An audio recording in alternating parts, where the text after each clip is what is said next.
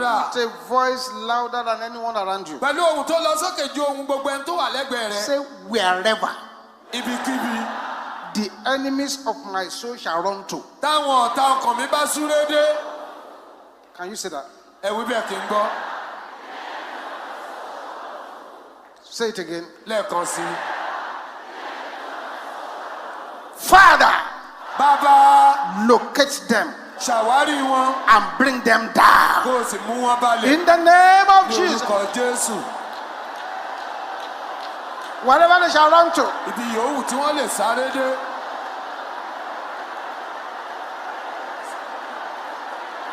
Jesus. Jesus.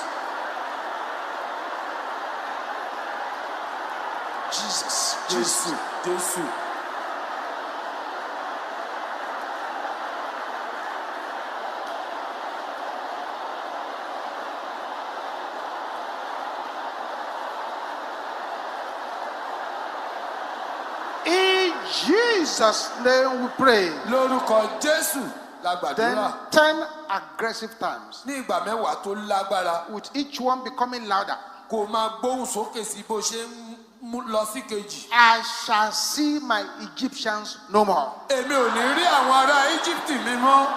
By the power in the blood of Jesus. Shout it 10 times. Number 2. Number 3. Number 4. Number 5. Number 6. Number 7. Louder. Number 8. Number 9. Number 10.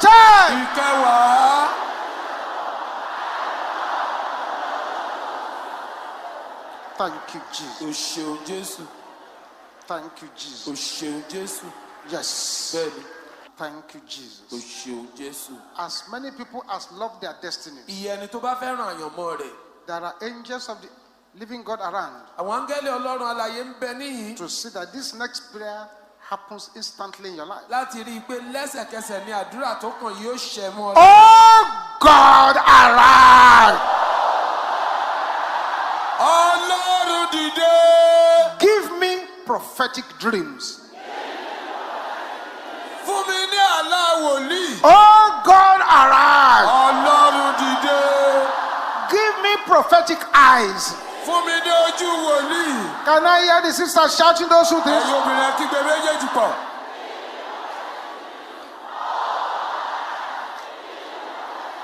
Brothers, can I hear you shouting the same thing?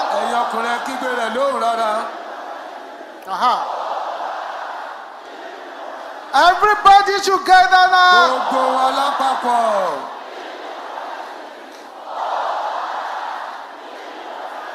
Open your mouth and decree it in the name of Jesus.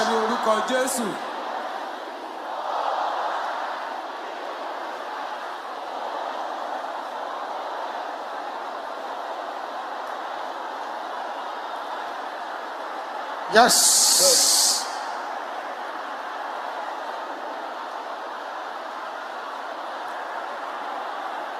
Thank you, Jesus.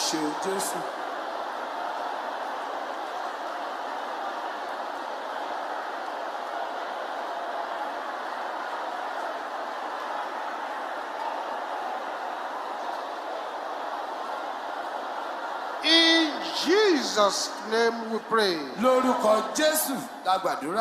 I have 3 strange words for somebody who has prayed this prayer. The Lord said I should tell you that every dream that translates to death, setback, poverty, failure that you have been having shall not come to pass in your life.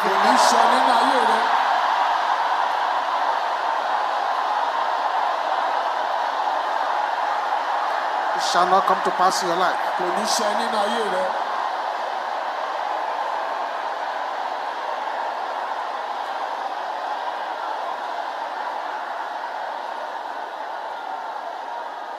Listen. Gbọ́ mi.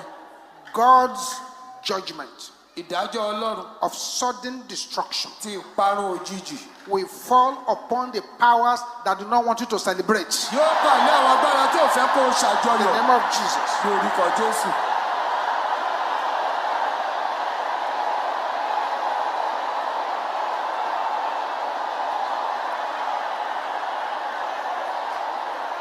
Amen. Àmín. Your strong opposition Àwọn alátakò rẹ tó lágbára shall be permanently silenced. yóò gba ìpanilẹ́numọ́ títí láé In the name of ní Jesus. orúkọ Jésù. Voices calling for my fall. Ẹ̀yin ohùn tó ń pè fún ìṣubú mi. Die by thunder and fire. Ẹ kú nípa iná àti àrá. In the name of Ní Jesus. orúkọ Jésù. Open your mouth and pray it. Lẹ́nu rẹ kó gbàdúrà bẹ́ẹ̀. Thank you, Jesus. O ṣeun Jésù.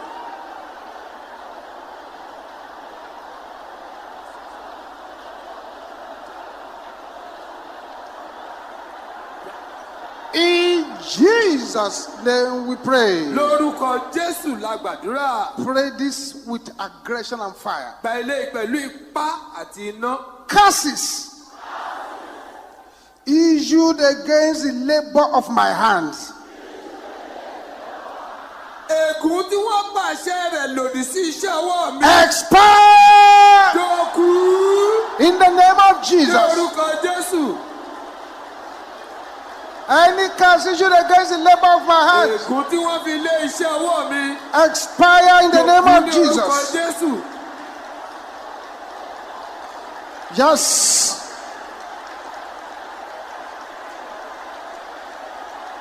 Thank you, Jesus.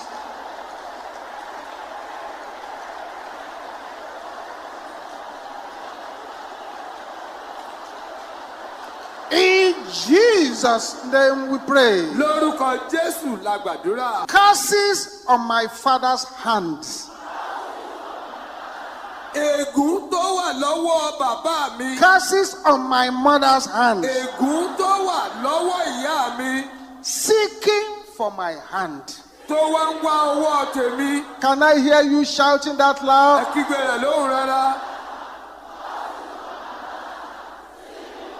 Die in the name of Ní Jesus. orúkọ Jésù.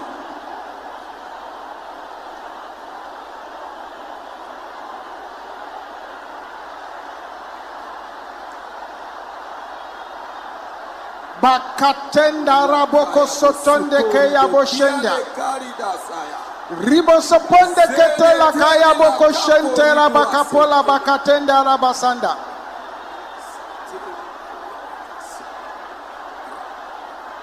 Yes. Bẹ́ẹ̀ni, In Jesus' name we pray. lórúkọ Jésù la gbàdúrà. Owners of deep problems. Ẹ̀yin tẹ́ ẹ ní ìṣòro tó jinlẹ̀. Carry your Ẹ load. gbé ẹrù yín. In the name Ní of orúkọ Jesus. Jésù.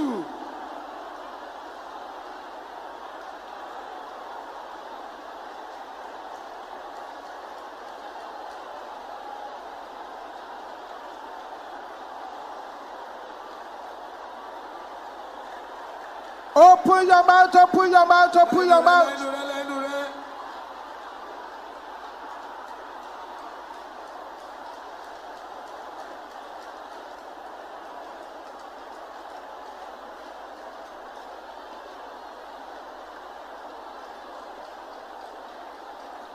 Open your mouth, open your mouth, open your mouth. Lẹ́nu rẹ. Basepeti lakaya boshenderaba.